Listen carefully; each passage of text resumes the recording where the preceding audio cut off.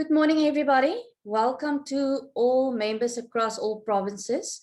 We appreciate your time to attend in this early hours. I know 8 o'clock for some is not early, but yeah. Rules, please mute yourselves.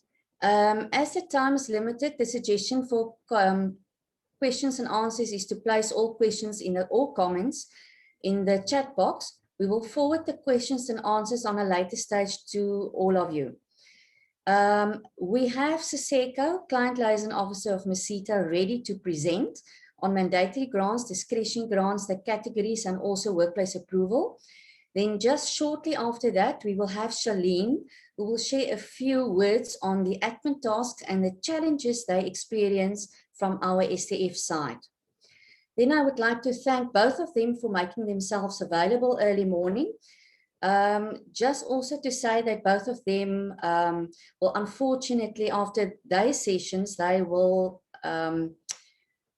not be available. So it means that they have prior commitments, but we will share any questions that comes up or arise in the chat box, we will share with them. And if there's any answers they require, then we will also do that. So, right, Siseko, fire it away.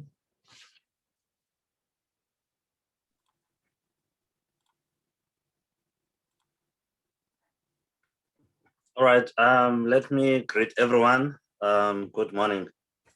I have been requested, I'll switch my video off so that I can share the presentation that I'm going to do. It's not going to be long. It's just straightforward. And then I will answer any questions that might arise at a later stage, maybe via the chat box, okay?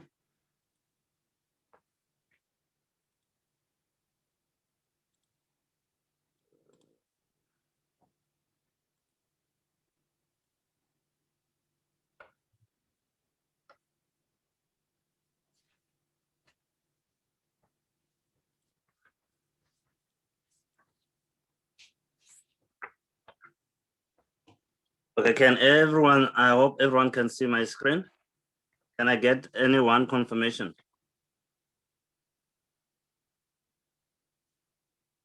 All right, thank you. As introduced, I'm Siseko Sitole. I'm one of the client liaison officers in the Western Cape. And we are 7 in total, 7 CLOs, people that are in my position in the Western Cape. And all 7 of us, we are reporting to Bronwyn Abrahams, who is the regional manager. And then with me today, there will be is Charlene Gillies, who is our admin coordinator for the Western Cape. And she is also reporting to Bronwyn. And then we have 4 CLAs, client liaison administrators, that are reporting to Charlene. And at this stage, I think we have 2 interns in our region, and then we have 3 quality assurers. So that is how we are set up in the region. And there's also a zone list that I will send to Maryna so that she can distribute it to you. The reason for that zone list, it is to share with everyone so that you know if you have a challenge, maybe in Cape Town, where in Cape Town, then you will know who to contact so that you can get faster assistance. Okay, so that will be shared. I have been requested to come and share information about mandatory discretionary grant and workplace approval, as Maryna has indicated. So I'll start away with the mandatory grant.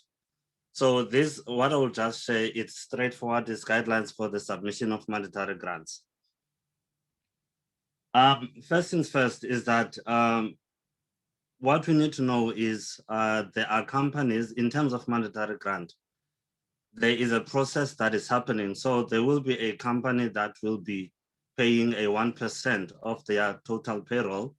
And these are companies that are having a payroll of over 500,000 Rand. And they will pay that amount to SARS, which is what is required by law. And then that money will go to Department of Labor and the DHET and so forth. And then the screen that you see in front of you, this is the breakdown that is happening in the background.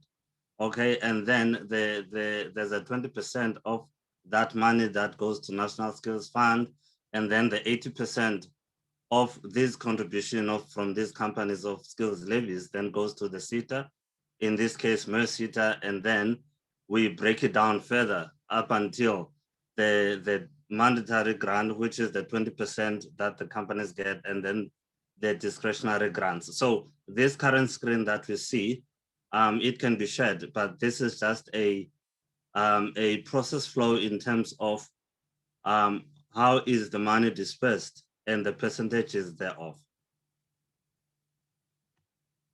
So currently we are in a season or in a window where the grant period is opened. So submitting a grant, the employer, a mandatory grant specifically. I don't want us to confuse things. So this one is the mandatory grant. We are going to discuss the discretionary grant later on.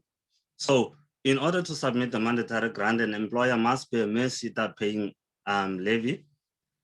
And now on this point, there are companies that are paying skills levies at other SETAs, but they are unaware that they belong to other SETAs, for example, like TITA and CHITA and so forth. And then they will come to MerSETA to try and register and be with us, and we'll pick that up, that this company belongs to another SETA. So I would advise that if you are working with any company, please check if where does this company belong to, and you can also contact us to check for you if you think or the client is saying that they belong to MerSETA. Okay, and then the company must submit a workplace skills plan, and they must submit an annual training report, and then there is a pivotal plan and non-pivotal plan, and that one, it is optional. However, there will be at a later stage, but I will explain it. There are issues that I want us to note. So I will explain why I'm saying this is optional. And then they will submit a pivotal report as well, where applicable. So this is what a company needs when submitting a mandatory grant. You must be a MerSETA levy paying, because if you are not a levy payer, you are not required to submit a mandatory grant. Okay, so the workplace skills plan, it is compiled by the SDF. So this, and also the details of that, we will discuss it later on. So this is what is needed to submit mandatory grants. So the things that we need to note with regards to submitting mandatory grant, and the main challenges that we've faced, it is with the medium and large companies. So the medium and large companies, the medium company is starting from 50. If the company has 50 employees, it is regarded as medium company, and then upwards. So the companies from medium and large, they must have a training committee. That one is not negotiable. If you have a company that was small and then it changed to become a medium, immediately there must be initiation for a training committee to be in place. And then if at that particular company, there is a labor agreement at the organization, meaning there is a union, then in that training committee, there should be a union member that is present and that is attending the training committee meetings. They must attend it. The reason I'm saying that they must attend those training committee meetings is that this will eliminate future challenges, because there are labor union members that will say, when they have to sign off the mandatory grant and discretionary grant, they will say that they were never part of any training committee meeting. And now we will have to go and try to find a resolution around that, try to assist the company and the labor SDF to sort out that problem. So the laborers, they must be involved. Now, if a company does not have any labor agreement, there should be an employee representative. That person is someone that is elected by the employees. Now, on this issue, on the system, on our system, NSDMS system, we have come across this issue where many companies that don't have a labor agreement, they will put anyone that is from the company. And then in some instances, there are companies that insert someone who is a company conduct, meaning who is a company representative, and then they capture that person as employee representative. Now, if we are looking at this practically, someone who is representing the company cannot at the same time represent the employees. So at the end of it, when you do your submission, you will get a rejection. And most common error is there will be a message that says clarification on sign off, because we notice that the person that is signing off on behalf of employees is also someone that is on the company side. So if ever there is no labor or there is no agreement, labor agreement at that particular company, the company need to give employees their right to elect someone who is going to represent them. And that person must be part of the training committee. This will avoid further grant rejections. And then another thing that we need to note with regards to mandatory grant submission is that the companies need to ensure that they have at least 2 sets of training committee minutes. Only 2 sets within that financial year. We don't want more. It's only 2 that is required by the system. So what I've picked up when I was assisting clients is that most companies or some companies, they don't keep records of their meeting up until they are required to submit the mandatory grant. And then you'll find even some other minutes, you will see them that they were just made, and some minutes are just in an agenda form. You don't see the content of the minute, what was discussed. And that is very important. So I suggest that we urge the companies, if ever they are sitting and having a training committee meeting, they need to document the minutes, and the minutes must be detailed. And this, the bottom one, the company conduct cannot be an employee representative.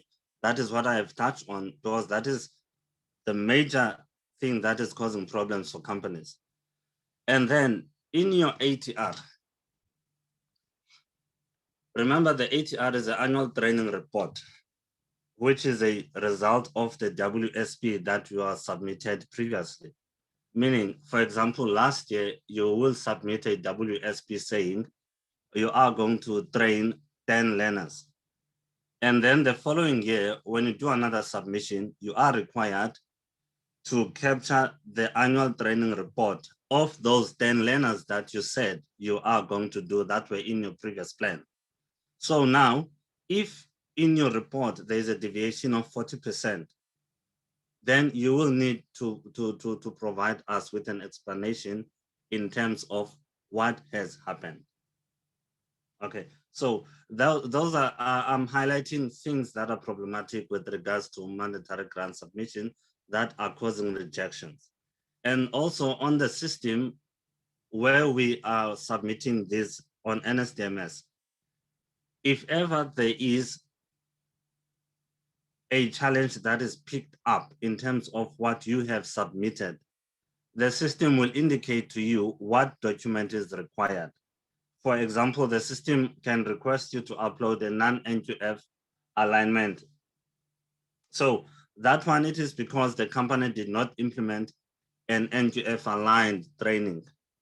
So you just need to write a letter and provide the reason why. There will be many reasons. It could be operational requirements or financial challenges. The company will know, or the SDF will know, what is the main reason for not implementing that NQF aligned training. Or in other cases, if there was no training at all that was implemented, the system is going to require you to upload a letter that is explaining that. So these are kind of challenges that we are encountering with regards to the mandatory grant submissions. So there's nothing major other than what I've just mentioned with regards to the rejections that are happening in mandatory grant submissions. And there is no other platform that is being used but NSDMS. So if a company is not on NSDMS, they must register in order to submit their mandatory grants and discretionary grants as well. So that is what I need to mention in terms of the mandatory grant. And if there's any other issues with regards to that, I will attend to those questions. Now, I want to go to the grants criteria and guideline for this current year, 2021 and 2022.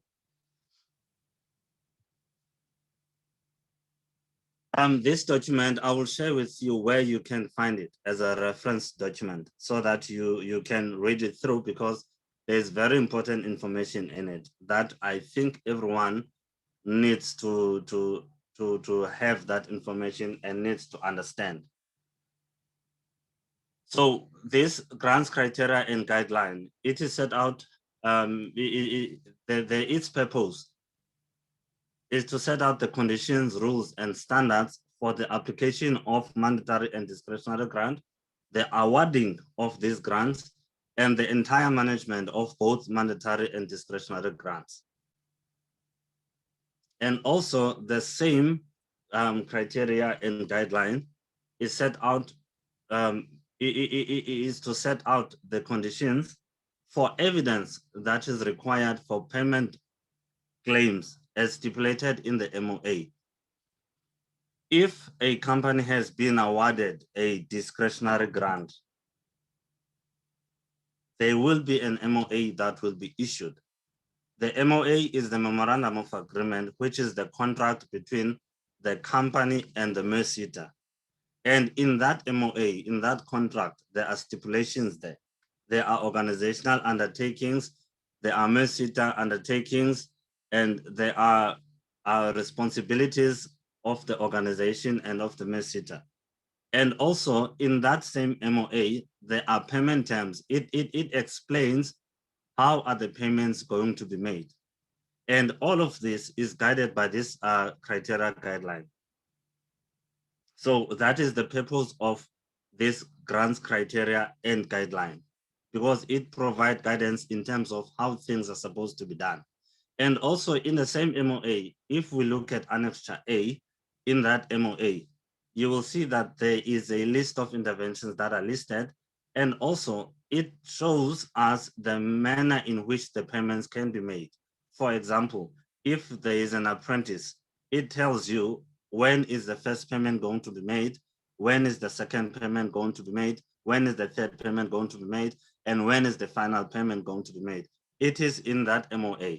So that is why I encourage us to read these MOAs, because they contain the information that we find ourselves seeking from the CLOs.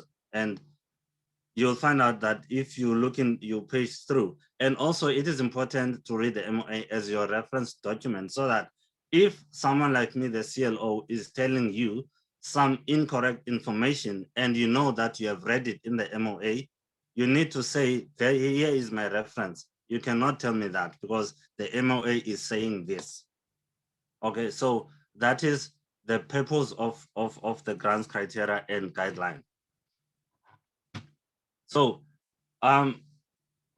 currently, most companies are busy preparing to submit their discretionary grant application, including the mandatory grant application that I have touched on earlier on.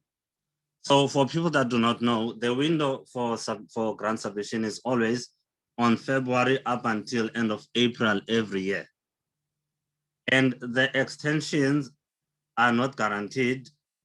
They are dependent on situations like last year. There was a pandemic and so forth. So the extensions are not something that is obvious, because there are clients that already asked now if ever they are going to get an extension to submit the grants. And the answer is no, because there are no extensions that have been communicated. Okay, so this window that is opened now as of Feb up until end of April, it allows you to apply for mandatory grant, discretionary grant. And now on our system, there's a new tab that has been introduced. You can apply for projects also during this period. And now the applications are only accepted via the NSDMS system. NSDMS stands for National Skills Development Management System. This is the system that we are using. And many people, they were familiar with SMS, which was the previous system that was used. So currently we are using NSDMS. And also on this note, I want to advise SDFs that you need to also encourage your clients, because there are clients that were with MerSETA from, I don't know, from many months ago. And simply because they were on SMS, they assume that they are still on our system. However, because we have migrated, the companies also migrated. However, they are not activated on NSDMS. So the companies will need to activate their profiles by appointing an SDF that will register their companies. Now, with regards to this grant applications, we really encourage the SDFs to, in terms of advising their clients, to align their application to the priority indicators that are in our APP, in our annual performance plan. And also, if you need that document, we will be able to supply it to you. And also at the same time, it needs, the application needs to talk to the business strategy as well of that particular organization. The reason I'm mentioning this, it is because we found out at times, companies are being sold some things that they don't need. You understand? And then they, at the end of the day, they will find skills development as something that they don't want to participate in. Whereas if ever we sit down and do thorough skills audit, you'll find out, you will pick up, and if you take a look into our APP, you will see, okay, so the company business strategy is this, and okay, so this is the indicators that are aligned by MerSETA APP. Therefore, I can advise these interventions to the company. So I really urge us, if we can also have a look at that. Now, in terms of this current grant application, there's a new way of doing things that has been introduced. Previously, we were applying, when submitting your grant application, we were applying only for a year, for 1 year. And now in this grants criteria guideline document, there is now this new mention that with respect to implementing learning programs, both credit bearing and non-credit bearing, the MerSETA could allow for the submission of pivotal and non-pivotal plans for DG funded interventions showing 3-year intake targets. And I believe other SETAs are already doing this. So we have started also doing it, that you can apply for 3 years in advance. And then MerSETA will commit if everything goes well. And then the financial commitment then will be on annual basis. Then you will not have to stress about submitting other discretionary grant next year if ever your 3-year plan has been approved and you have showed us this is what you are planning for the next 3 years. Okay, so this is something that has been introduced that I think you need to be aware of. So you can apply for a period of 3 years, and then you will show us this is what you are going to do, and on the 2nd year and also on the 3rd year, this is what you are applying for. Now, with regards to the discretionary grants, who can apply? So these are employer companies, meaning the MerSETA companies, your NGOs, NPOs, community-based organizations, the non-profit companies, the public education and training institution, government partnerships, and public entities, and there are more organizations. And also on our side, in terms of the grant that we have, the MerSETA may also initiate international partnerships for the benefit of the local industry. So if there is a partnership that will benefit the local industry internationally, MerSETA can initiate that. because it will be obviously a benefit to the local industry. So these are companies or these are organizations that can apply for discretionary grant. And also there's another thing that I want to highlight in terms of employer companies. Again, there are companies that belong to other SETAs. These companies that belong to other SETAs are paying skills levies to those SETAs. Therefore, they are not allowed to apply for discretionary grant from MerSETA if they belong to other SETA, because they need to go and apply for discretionary grant at their SETAs. So that one I need to emphasize, because there are companies that will come and register on our system saying that it is for the purpose of seeking workplace approval. And then we'll find out during this grant application process, they will submit the DG application. However, we do have a way of picking up if the company belongs to us or it does not belong to us. And now I have encountered a challenge where an SDF was selling this a product to the client, and then now, after all the submission and after they were rejected, now it became a problem for them for that particular SDF to the company, because the company had expectations because of what was promised. However, the SDF could have checked if ever this is a MerSETA company or not, because there are companies that assume that they are MerSETA companies because their operation is within our scope. However, in terms of registration with SARS, they are not.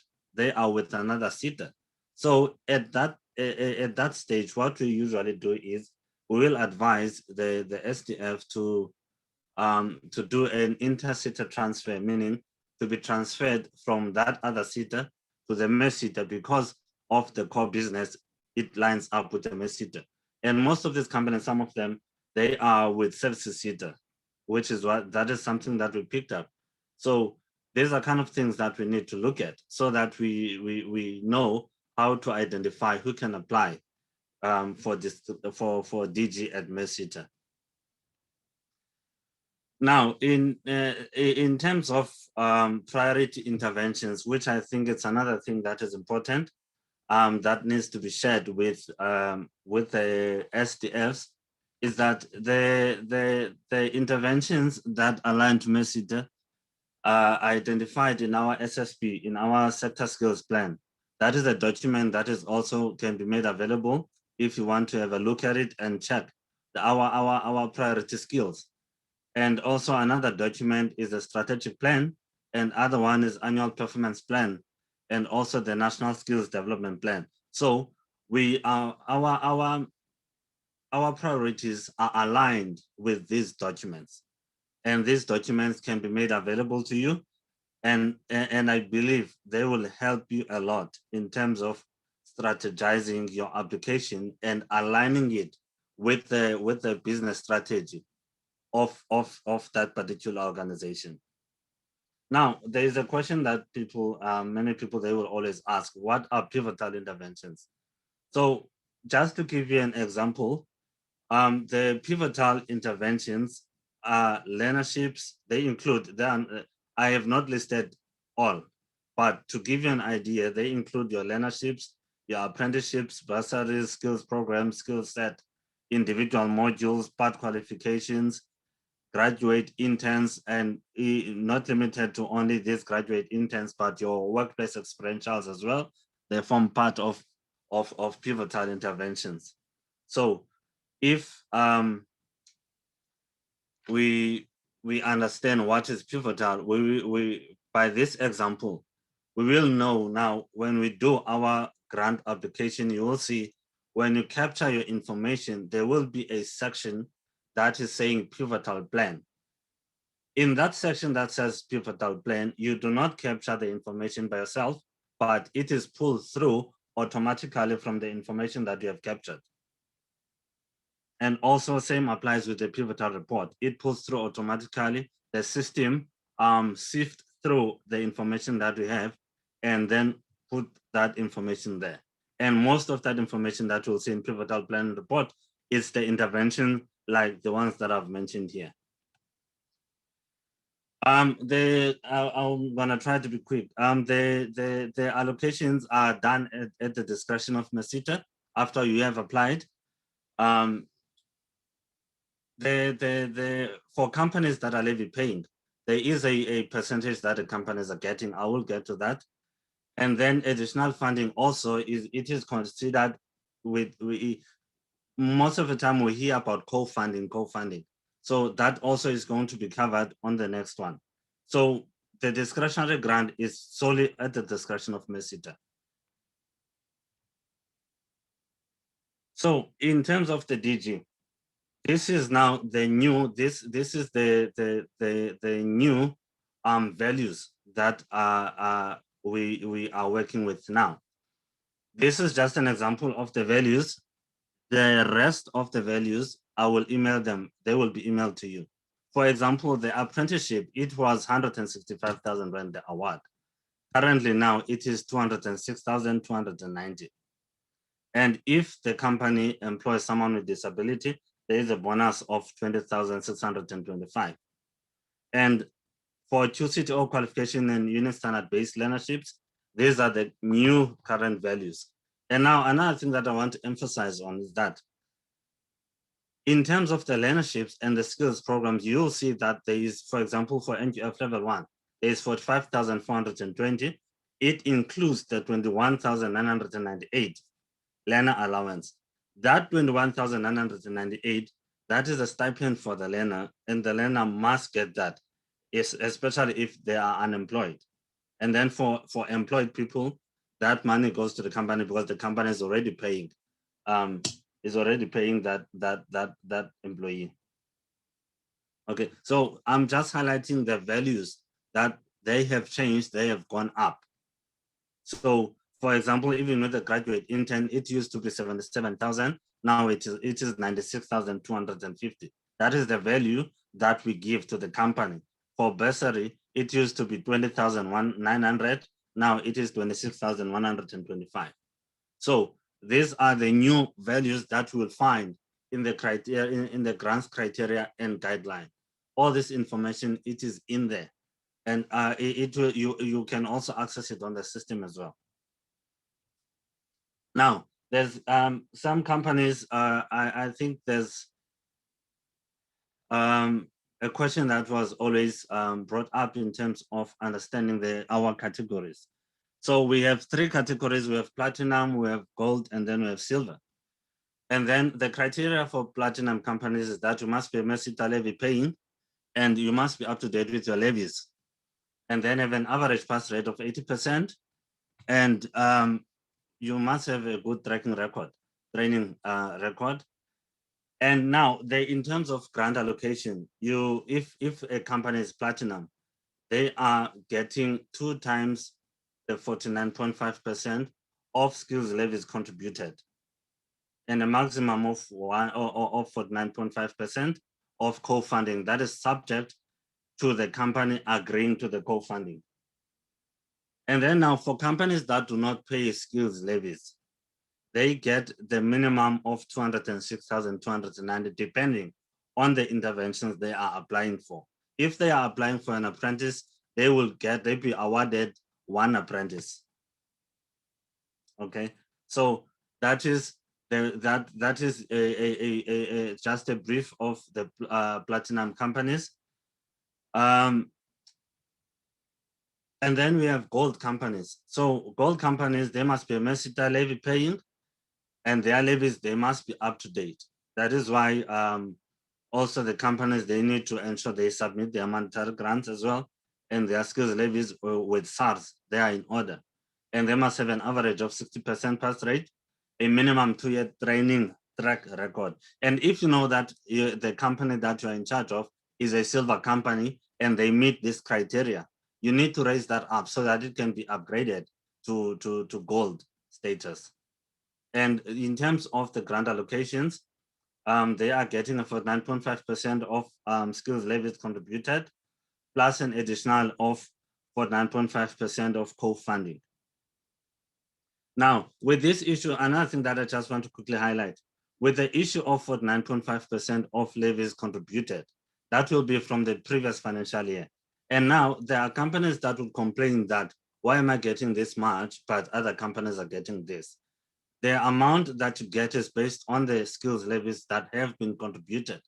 In order to know if ever you can complain, so you need to check at your bracket in terms of how much have you contributed and what is your 49.5%, and then check with what you have been awarded. And if you feel that no, you have been deprived, then you can lodge a complaint with MerSETA to relook at the award.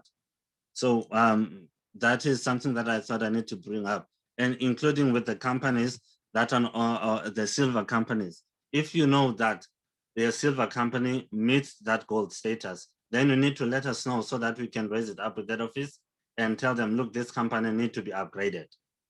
Okay, so the silver companies are companies that have limited exposure to skills development. They have never worked with the MerSETA before, and this includes the non-levy paying companies. So when the award are considered, they're getting a 49.5% of levy contributed. And then for companies that are not paying skills levies, they will get what they have applied for, or if they apply for an apprentice, they have a chance of getting only one apprentice. And then at other instances, if they agree to co-funding, then they will get a 49.5%. And then the co-funding means in terms of the value that we give. For example, for an apprentice, we found 206,000 rand. If we're talking about co-funding, it means MerSETA is going to pay 100,000 rand and the company will contribute the other amount. So that is what we mean by co-funding.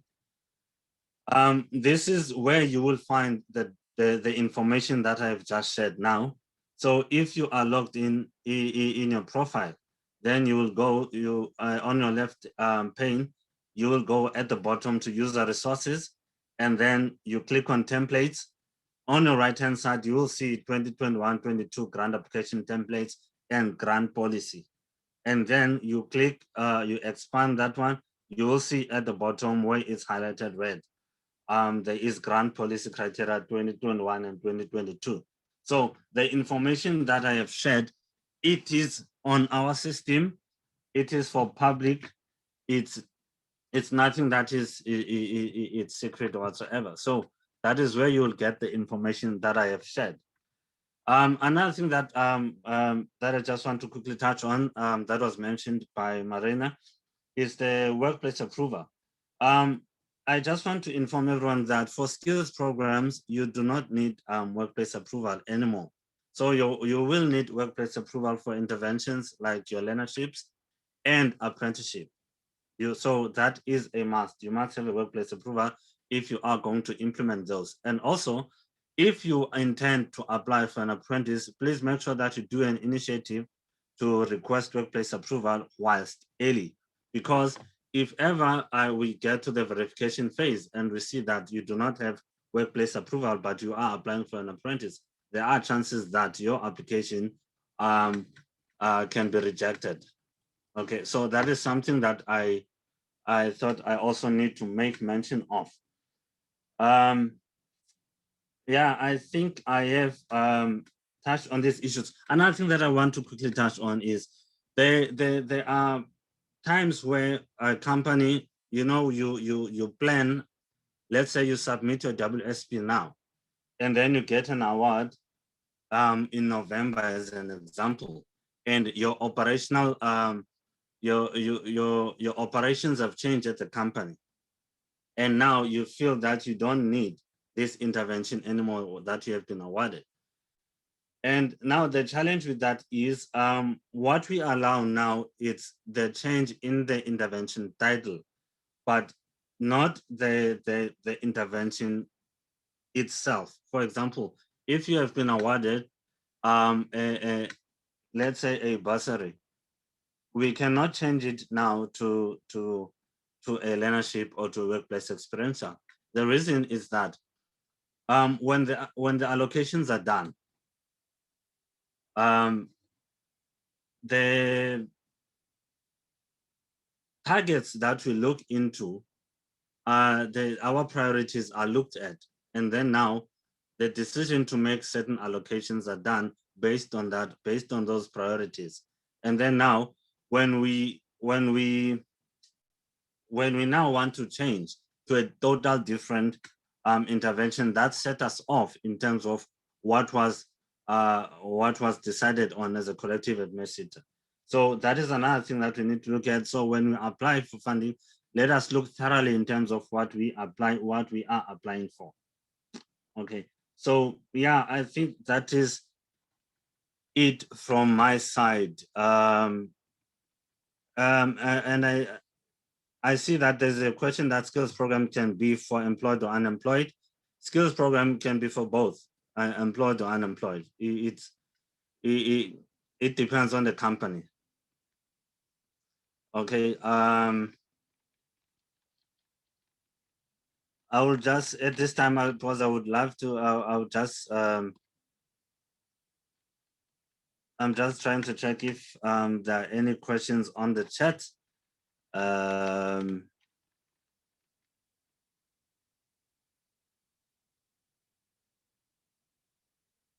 Okay, there's a question that is asking, may private training providers apply for MerSETA DG? In our grants guideline and policy, there is nothing that says training providers, private training providers may not apply. So for me, I always say something that has a reference document. So at this point, there is nothing that is restricting private providers in applying for discretionary grant at MerSETA. However, I need to make mention as well that the awarding are done at the discretion of MerSETA and also based on the priorities as well, because you will have your levy payers on top, and then there will be NGOs and so forth. So to answer that question, there is no stipulation in our grants criteria guideline and also policy that says private providers may not apply for discretionary grant at MerSETA.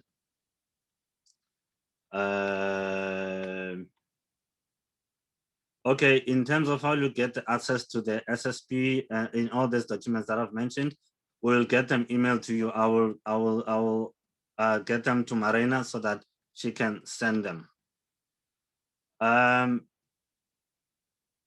Okay, and then in terms of where you can get the information about the workplace approval process, I can also share with you that information in terms of how it is done. And also on that point, you will have to conduct the specific CLO to assist you better. However, just briefly, in terms of workplace approval, you need a mentor. If it's an apprenticeship, that mentor must be a qualified person who has more than 3 years, who has at least 3 years work experience after having qualified.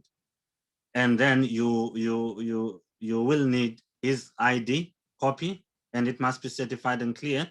And then you will also need his CV, and then his CV need to be detailed in terms of the work that he is doing. Now there are cases where you will find out that the person who is a mentor is a manager, is a manager, someone that is sitting at the office, and in his CV there is that information, and we reject that because that person, there's no way that he is going to train an apprentice, whereas he is sitting at the office.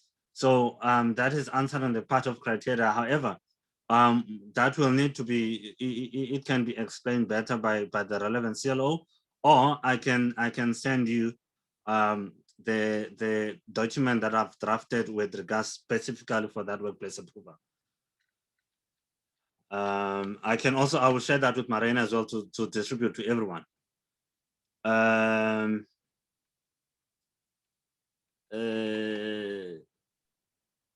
Siseko, sorry, yes, Maryna? Can I just come in here? Thank you very much for your presentation. I see there is a couple of questions. Can I please ask that you maybe answer them in the chat box? Then we give Charlene time, as we've got 10 minutes basically left, 10 to 15 minutes left for her to just speak on the admin side, if you don't mind. Okay, that is perfect, not a problem. Okay, Charlene, you are up. Thank you. Right. Thank you, Maryna. Good morning, everybody. I'm going to just share my screen as I go ahead. And just for context, I want to say that I am in the same office as Siseko, overseeing the administration. I understand that everybody in this group isn't necessarily tied to the MerSETA only. However, there are a couple of common issues that we share administration-wise across the SETAs. Of course, we all get audited by DHET and the AG, and there are things that audit-wise is required from us across the board. Often we have SDFs or providers who come and say, but this SETA doesn't do it like that, that SETA doesn't do it like this. At the MerSETA, we are very strict and we do make a very concerted effort to stay within the confines of what we are required to do as a SETA when it comes to administration. Obviously, having just gone through the grant criteria, and Siseko has taken you right through how to apply, who can apply, who's eligible, etc. Applying for the grant is one thing, actually getting the money is dependent also on a couple of things, one of them being whether or not the learners are registered on the system. So for us, the MerSETA, we are using NSDMS. You should take note that none of our branches, neither one of our branches will be taking any physical documents going forward. All of the applications for registration is done online. We don't handle documents, learner registration documents. It is vetted online, it is registered online. And throughout that process, there are so many rejections that we do online if the criteria isn't met. I'm going to share with you just a couple of things that we have drawn up. These will be shared with Maryna, and you will have access to it also. It is in an effort to assist you or whoever you reported with your companies, the SDF of the company or other who is actually physically loading learners for registration on the system. So the first thing, and that doesn't look very good now, does it? That I want to share, and Maryna, I will let you have this. I'm sure that you do have it, but for distribution also. The very important thing for us is documentation, as it has always been.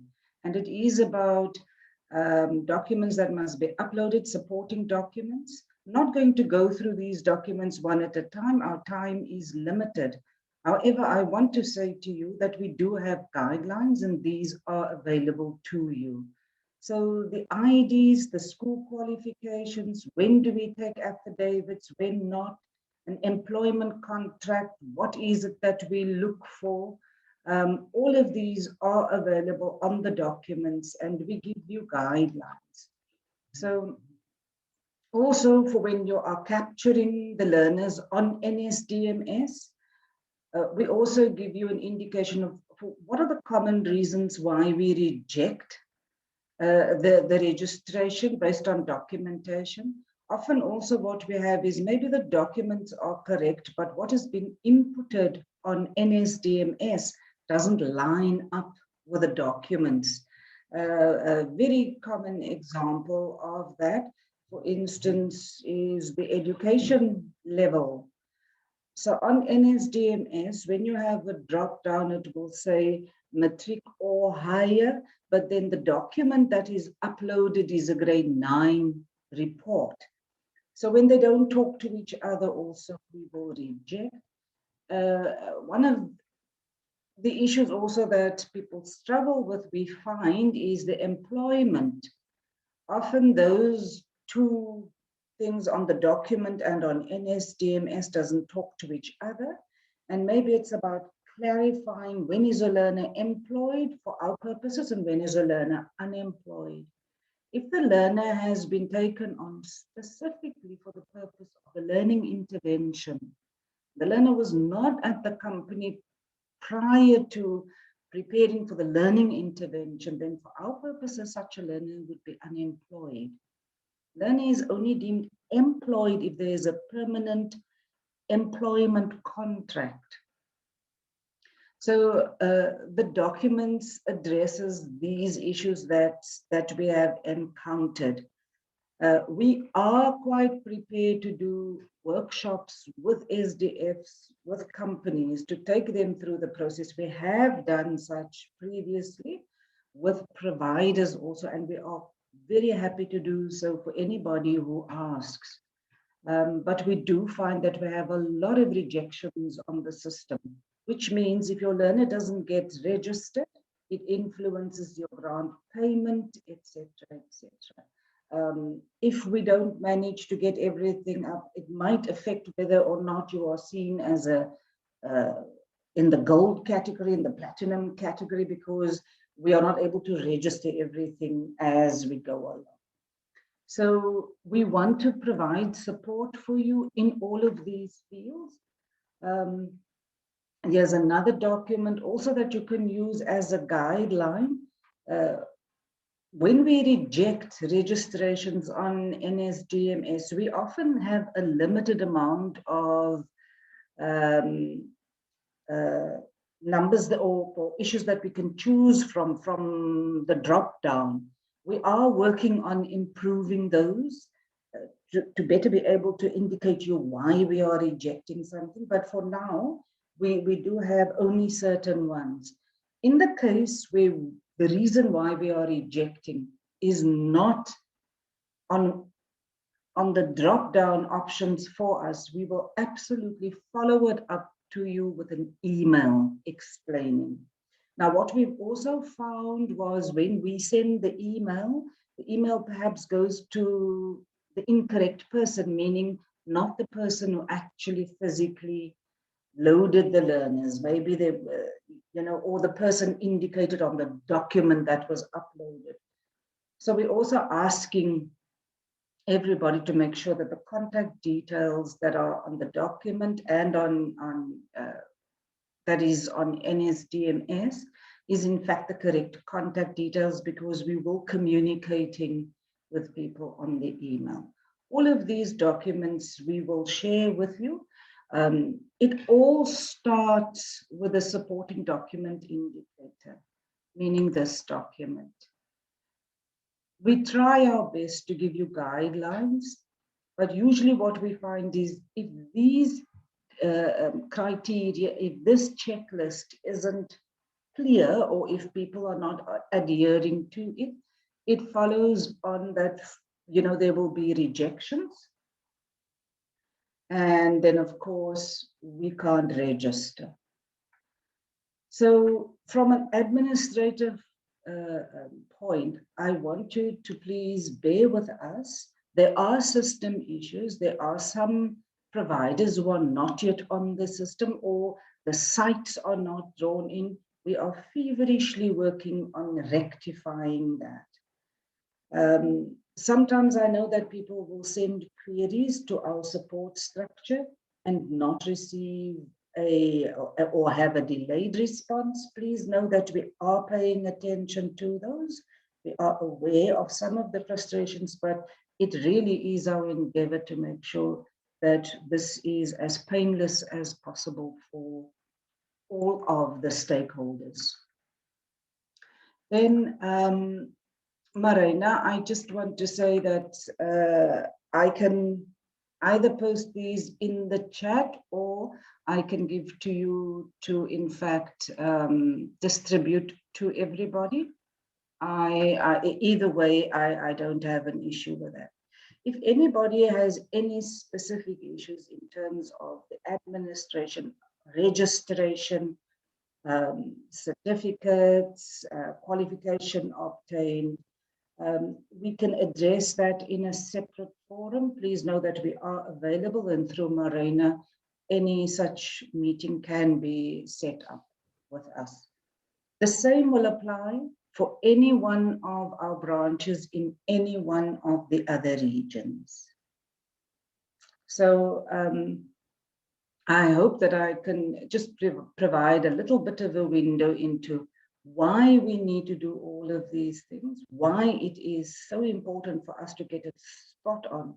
In an audit situation, we will have findings, and remember, whoever is auditing, we don't have direct contact with them. They look at a document, they expect it to meet the criteria in terms of what we've set out as the requirement. And if it doesn't, then we get findings, and we are working feverishly on reducing those findings, reducing the amount of times that we have to engage with you after a registration for documents or for clear copies of an ID, etc., etc.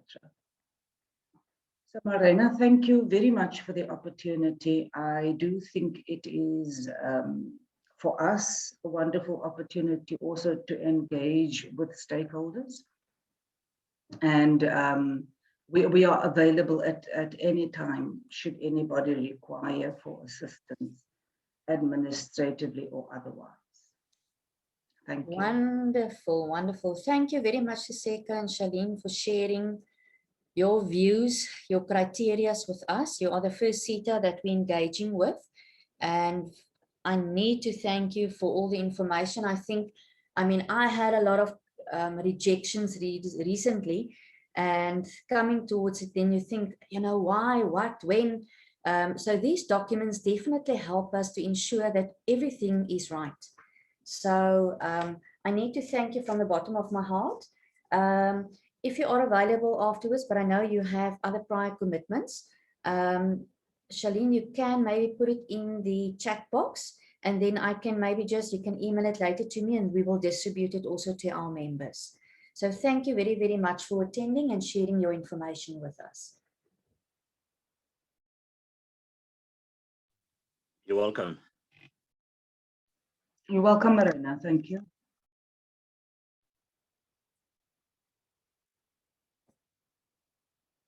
Right, so I would like to share some news with you. Starting off, can I please ask Angelique just to bring up that one screen for us? Ag, Angelique. Maryna, gee my 'n oomblik. Okay. There we go. I'm just going to share the following with you. Just take off the, there we go. Right, you can all hear me?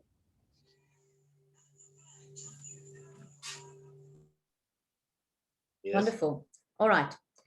So we received the invitation to comment on a national implementation framework towards the professionalization of the public service. The due date is the 26th of February. So this is an opportunity to engage with the National School of Government and SAQA on these critical issues of the implementation of the professionalization, of the public service. There are over 100 SAQA recognized professional bodies and approximately 370 associated designations that can rapidly transform the professionalization of the public and private professionals in all sectors. This is a very powerful tool to professionalize industry at a rapid pace. So candidacy programs, professional body membership, professional designations, and participation in CPD programs will make a huge contribution towards addressing all these challenges.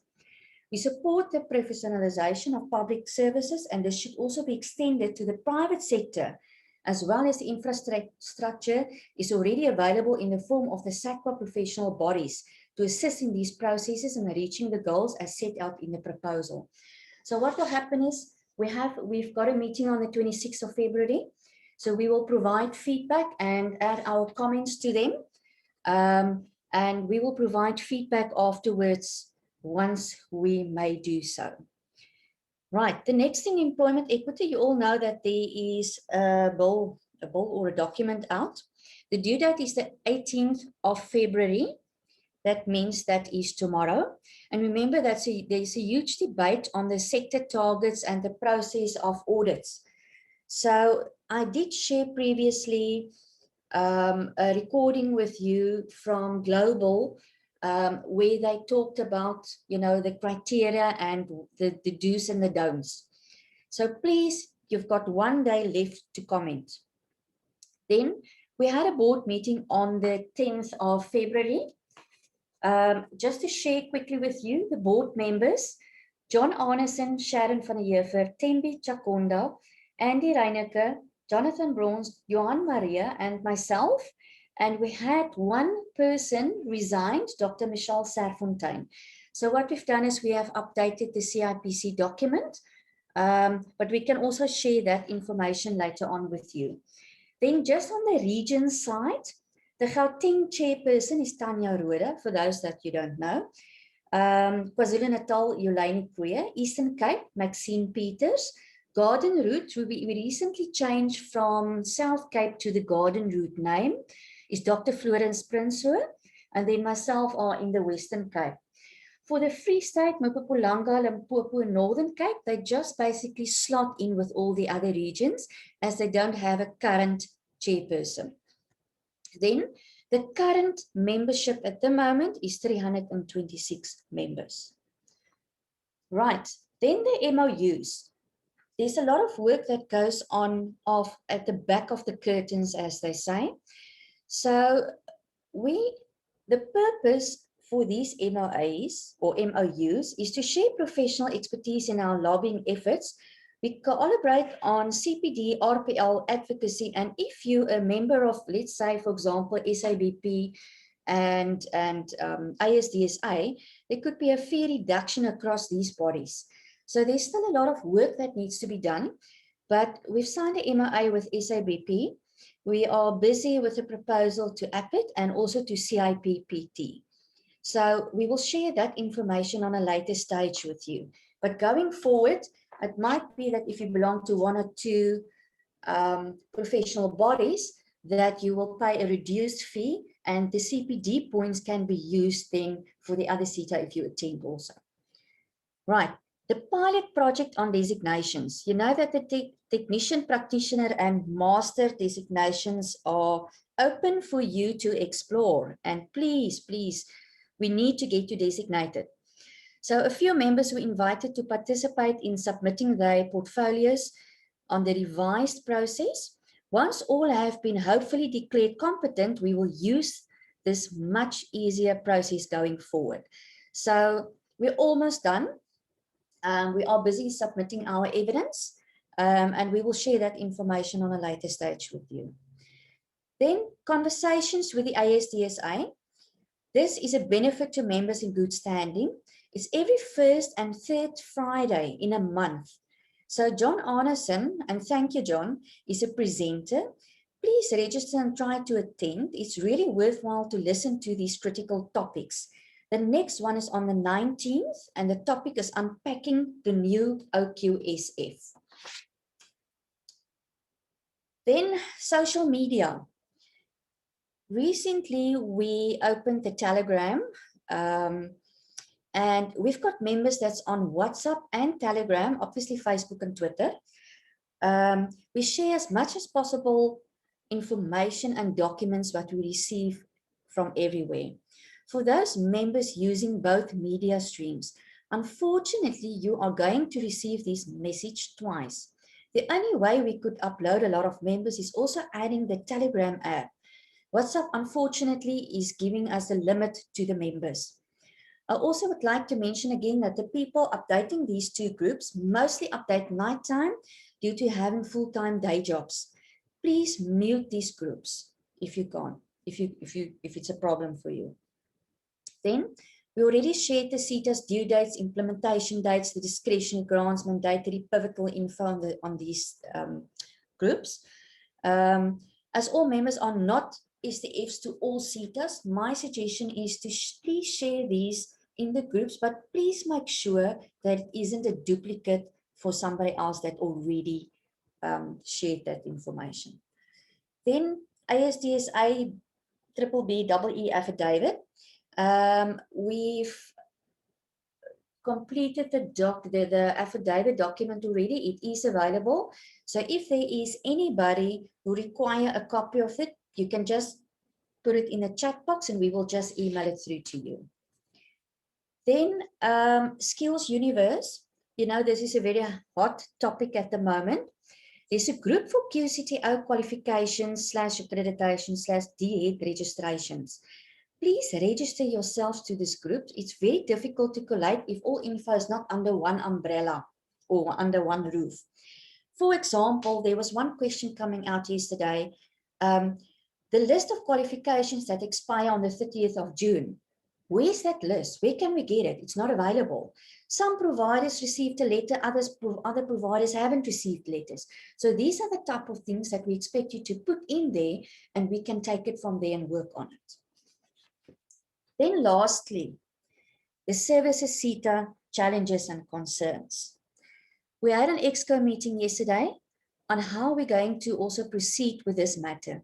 We feel we have an obligation to our members to address their concerns, challenges, and bring it to the newly appointed CEO's attention. I think he only started in July last year. But before we draft and categorize document, we need to understand what are your challenges and concerns. We will provide you with a template, and please don't write essays.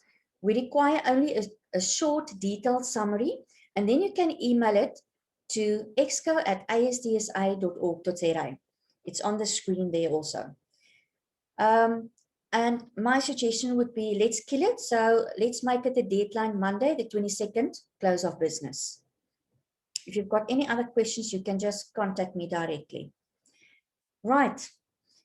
This brings us to the end of our first engagement for 2021. We will circulate the questions and answers from our chat box.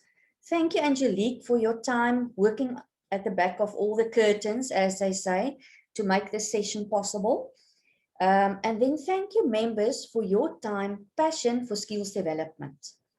If there's anything else, I think let's leave it for about 2 minutes in the chat box, if there's anybody else that wants to add anything, and then we can close down.